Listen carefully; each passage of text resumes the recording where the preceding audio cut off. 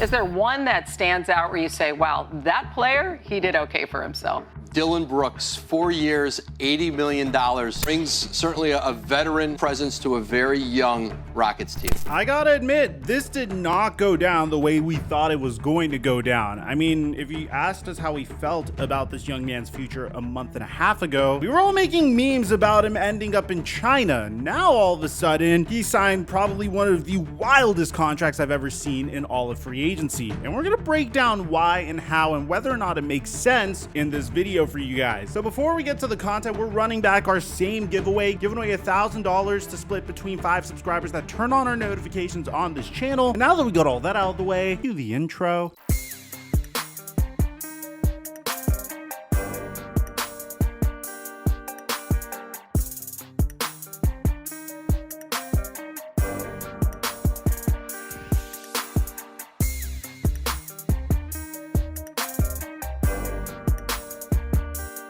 The NFL and NBA season are officially over, and I need something to hold me over until at least the NFL season comes back. So I've been playing prize picks for the WNBA and the MLB, and I've been fairly successful. It's a good way to get some extra action on games that I wouldn't really watch otherwise. I post my picks onto my Instagram story daily, and I've been hitting on a decent amount of them. And right now, when you use my promo code microphone, they'll double your deposit up to $100. Mic check 1 2 1 2. What's going on, everybody? The Memphis Grizzlies have quite possibly completed one of the quickest rebuilds we've ever seen. And this past season, a lot of Grizzlies fans thought that they could potentially make it to the NBA Finals and win it all. I mean, why not? Ja Morant had one of the most prolific seasons of his career and was looking like an MVP candidate before January. Jaren Jackson Jr. eventually won Defensive Player of the Year. Desmond Bane shot 41% from 3 this past year and averaged 22 points per game, all en route to becoming the second best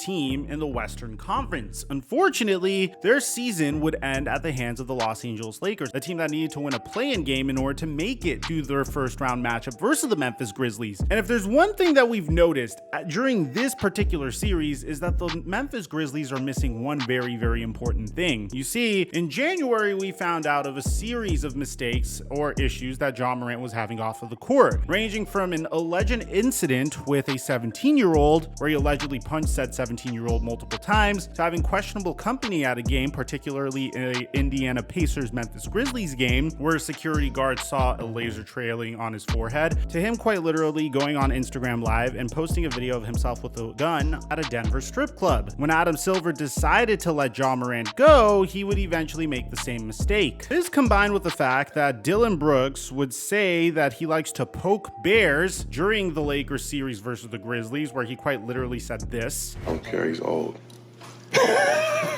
No, I poke bears.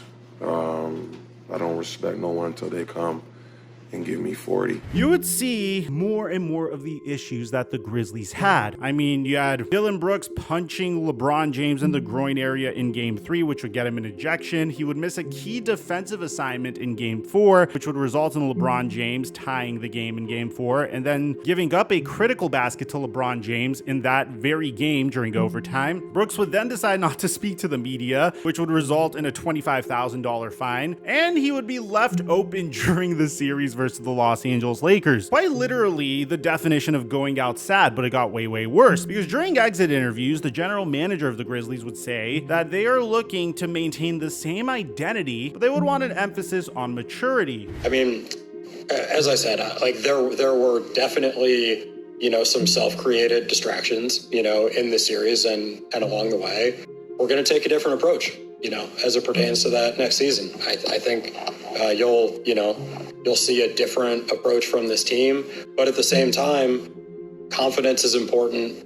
There's nothing wrong with, some level of trash talking. We want a group that goes out there and competes and, is in that together. And that's part of the NBA, at some level. But there's a line, there's a line there, certainly. And I don't think that's lost on anyone here. This would all eventually result in something that shocked us. The Memphis Grizzlies would quite literally tell Dillon Brooks that he will not be brought back. And immediately on this channel, we did what you could expect us to do each and every time an incident like this occurs. We memed him mercilessly. I mean, each and every single one of my thumbnails was Dillon Brooks going to China, going to the Guangdong Tigers or the Shanghai Sharks. Because, well, come on, this is hilarious. You went from saying you don't poke bears to your own team saying they don't want to bring you back. And I will admit, on the surface, it's not a good look at all whatsoever. But if you pay attention to what the general manager of the Memphis Grizzlies said, it makes a lot of sense. Ja Morant and Desmond Bane are an all-star backcourt, and Desmond Bane is definitely going to be a perennial all-star in my opinion. I mean, we're talking about a backcourt that has the potential of a Steph Curry, Klay Thompson-like effect on the NBA. I'm not saying they're there right now, but I'm saying that is their ceiling. But on top of that, you have Steven Adams, who's a very intimidating presence and a respected veteran in that locker room who didn't really play much this past year. Then you have the defending defensive player of the year. Now, how did they decide to address the fact that they needed more maturity on the team? Well, the very first decision that the Grizzlies made, which is one that I really applaud them for, is trading for Marcus Smart. And he's going to fill in the Dillon Brooks-like role. Even furthermore, they brought in a human being that is without a doubt respected in the entire NBA, Derrick Rose. And they mainly did this for one reason and one reason only. They wanted everyone to call Ja Morant and Derrick Rose Guns N' Roses.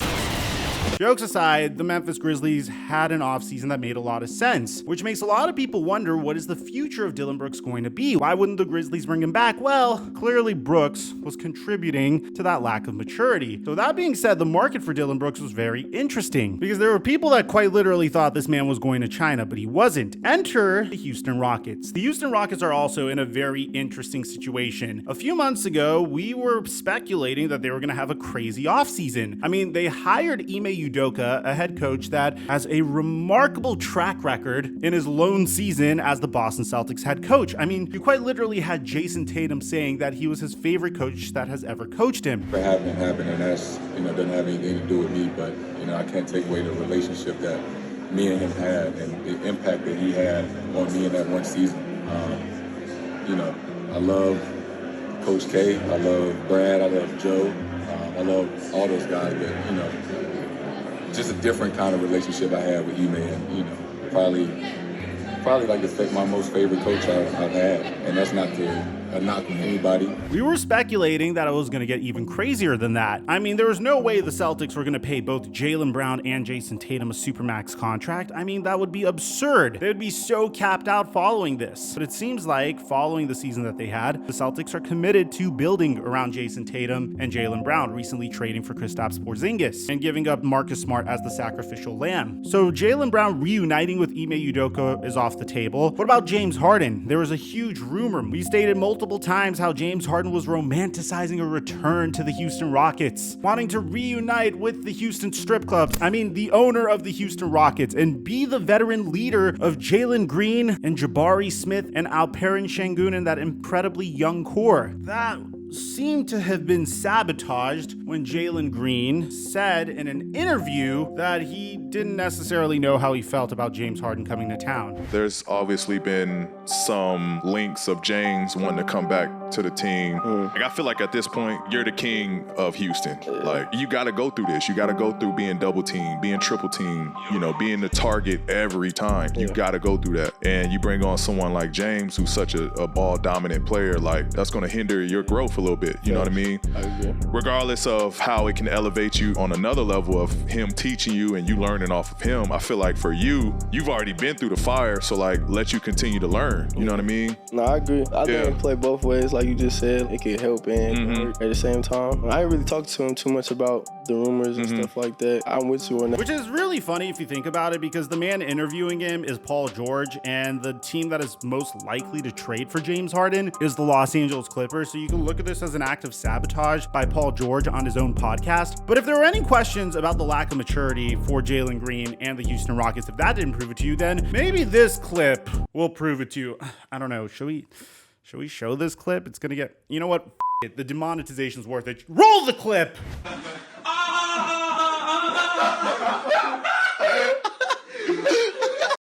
I don't know what the that was. So yes, ladies and gentlemen, that's Jalen Green and Josh Christopher. Ironically, shortly after, the Houston Rockets decided that they have a huge problem, and it's clearly a maturity problem, and they got to work right away to fix this problem. Immediately after we heard of this, we found out that Josh Christopher got traded to the Memphis Grizzlies. Yeah, no, I'm serious. Josh Christopher got traded very shortly after this clip surfaced online. And then, eventually, the Houston Rockets said, you know what? We need some maturity in this building. We need some players that our young players with limitless upside can look up to. So you know what we're gonna do? We're gonna sign a big fish. We're gonna bring in a huge free agent. And that huge free agent was Fred VanVleet. Yes, the first player that they decided to sign to a huge contract extension was Fred VanVleet on a 3-year, $130 million contract. I am not going to roast this from the perspective of Fred VanVleet because I'm so happy that this young man is getting a bag. I mean, just hear it from Fred himself, man. He came through a lot to get to this situation. Everybody's dreaming to get drafted, you know, as a kid growing up. Everybody want to get picked, but at the end of the day, man, it's about making money. Obviously, I'm disappointed, but I just want to thank everybody for coming out. Definitely going to drink a lot tonight. So it's a process. Again, just thank everybody for coming out. My story don't end here. It's just the beginning. And if that wasn't enough to prove it to you, look at this clip. I had a chance to get drafted, but they were talking about putting me in the D-League for 2 to 3 years. I was slaving away for $20,000 a year, $10,000 a year. Turned those down, I bet on myself. It's been a long process. A lot of people are thinking, wow, who the hell would pay Fred VanVleet $43 million a year? And when you realize that the Houston Rockets, 1, need a point guard, 2, want championship experience, Fred VanVleet won a championship, 3, a player that is tough and can instill a winning attitude in a team that is currently going through a rebuild while collecting a huge bag doing it, it makes a lot of sense. Was it a slight overpay? Maybe, but if there's one person that is really sad about this, it's obviously Drake. No, seriously. Drake commented on Fred VanVleet's picture on Instagram saying, "Words can't do justice to how thankful I am to the city that watched me grow from a young kid praying for a chance to an NBA champion, all-star, and father of 3. I am further indebted." Drake's response was comedy. He said, "My look-alike. The love is forever. Thank you for your character and your contributions over the years. The city will never forget. Good luck with everything on the Guangdong Dragons. I mean, the Rockets." Fred responded to this saying, "Relax. I don't blame Fred for this decision. It makes a lot of sense. You're getting such a huge bag to be a huge part of a rebuilding team. You already won a championship. This is without a doubt the biggest contract he's going to sign in his career. I'm happy for him. He's worked his butt off to go from undrafted player in 2016 to NBA champion to all-star. I mean, you're talking about a guy that was also a D-League champion too, so this man had to really crawl to get to a position where he is guaranteeing generational wealth for himself. The Houston Rockets weren't done there. They said, you know what? We could be a super team if we do this. And they decided to sign Dillon Brooks to a 4-year, $80 million contract. Wow. It's a lot to take in. It's still a lot to take in for me. There's no person that was more excited about this news than JJ Redick. JJ Redick was running circles around the world on his podcast, The Old Man in the 3. And I want to say one thing about Dillon Brooks, because I said this when that report came out. I thought it was bullshit. Everybody spent a month clowning this guy. They clowned him during the Lakers series. They clowned him afterwards. They clowned him after the report came out. I saw all the memes on Twitter and IG about him needing to learn Mandarin because he was going to go play in China. Motherfucker just signed for $80 million. Sorry for the language, but he just signed for $80 million. He's a good player, valuable player. Said it many times. I'll say it again. I wanted Dillon Brooks on my team. I want a disruptor. I want a guy that's a pest.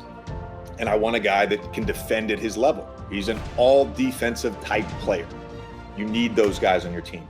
To summarize, the Rockets went from James Harden and Jaylen Brown to Dillon Brooks and Fred VanVleet. A lot of people would say that this was a horrible mistake and a huge downgrade, but it really depends on what your goals are. The Houston Rockets offseason was primarily about trying to find a way to put Jalen Green in the best situation to develop as a player. And so far, throughout his career, Jalen Green just looks like a low efficiency volume scorer, which just means he has a tremendous amount of scoring potential. He just needs the right coach to put him in a situation where he's doing that consistently. I mean, he's very inefficient as it stands, man. Defensively, he's a huge liability. He had negative box plus minuses throughout his first 2 seasons in the NBA. His value over replacement player in his rookie season was a negative 0.5. His sophomore season, it was a 0. I'm not sitting here saying Jalen Green is a bust, but I'm saying that this offseason is 100% based upon trying to develop Jalen Green and Jabari Smith into the players that we all know they can be. And that starts with a huge upgrade at the head coaching position, continues with adding savvy veterans to the roster that'll back them up whenever they need it, even though one of them quite literally got canned by his ex-team due to a lack of maturity, but the other is an NBA champion. So a lot of people are running around saying the Houston Rockets had an L offseason, but I understand the direction this team is going in. If you go after Jaylen Brown and James Harden, the entire vibe of the team is going to change at this point. Instead of focusing on the development of Jalen Green and Jabari Smith, they're probably going to be like 3rd and 4th options, and their games are never going to develop. These are players that are 20 and 22 years old currently. You need to do everything you can to focus on developing your young talent into all-stars, and I feel like the decisions that the Rockets made definitely contribute towards that. And especially mentioning what Jalen Green has done off of the court so far, it seems like this team could use as much maturity as they possibly can. So I'm not necessarily shocked that a team signed Dillon Brooks. I feel like the lack of maturity is what got him out of Memphis. Like, the way he left was very, very bad and just looked horrible on him. But I think it was deeper than that. I think they understood from the very beginning that Dillon Brooks was going to have a solid market for him, and they weren't willing to pay Dillon Brooks a 4-year, $80 million contract. I feel like even if the Grizzlies offered Dillon Brooks this contract, it would have to be at a significant pay cut, and Dillon Brooks would have accepted Houston's offer regardless. So let me know in the comment section down below, what do you guys think about this? What do you guys think about the Rockets offseason? What do you guys think about the fact that Dillon Brooks didn't end up on the Shanghai Sharks? I'd like to hear what you have to say. Aside from that, I'm your boy Mike,